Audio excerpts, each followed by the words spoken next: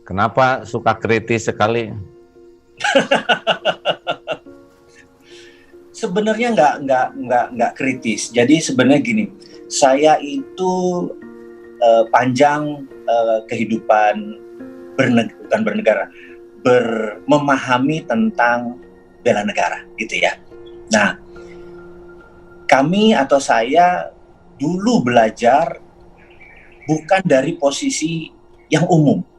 Jadi kami belajar dari threat analysis.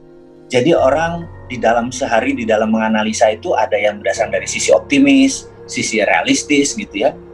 Orang seperti saya ini berangkat dari threat analysis, selalu lihat dari skenario terburuk.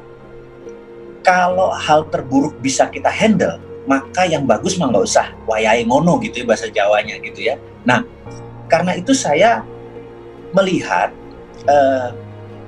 beberapa tahun ini menggunakan pendekatannya optimis. Saya cuma bilang sekali-sekali melihat dari sisi threat analysis dan diselesaikan ya threat analisisnya.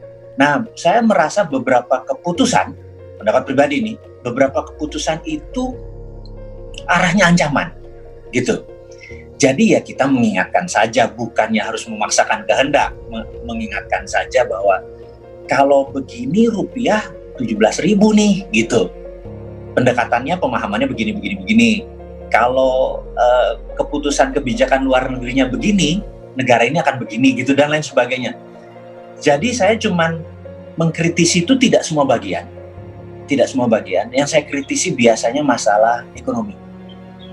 Dan dunia saya yang tahu banyak adalah dunia oil and gas. Jadi dua itu, tapi ujung-ujungnya tetap ekonomi gitu ya. Jadi punten, kadang-kadang saya malah pengen, ayo duduk, ini loh muscle knowledge-nya gitu ya. Ya. Itu tuh ada ilmunya gitu, menganalisa atau ilmu perasaan atau penerawangan atau apa gitu. Nggak ada.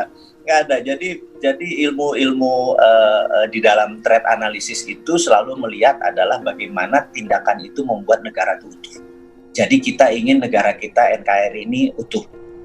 Misalnya nih ya, di Departemen Pertahanan harusnya ada divisi yang namanya Badan Intelijen Pertahanan atau BIP. Atau dalam bahasa Inggrisnya adalah Defense Intelligence Agency. Di Indonesia ini tidak punya BIP, Badan Intelijen Pertahanan.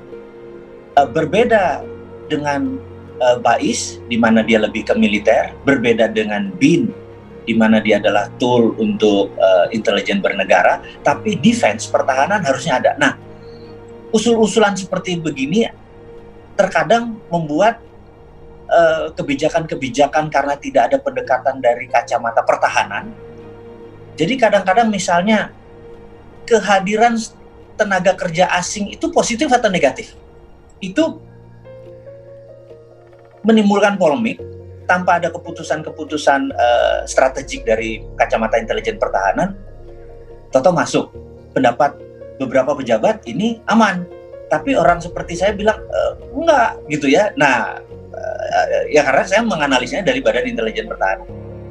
Jadi sendi-sendi bernegara itu harusnya lengkap. Di mana saat ini pendapat saya adalah Ipolexos Budhankam, ideologi politik sosial ekonomi budaya pertahanan dan keamanan ini 70%-nya politik.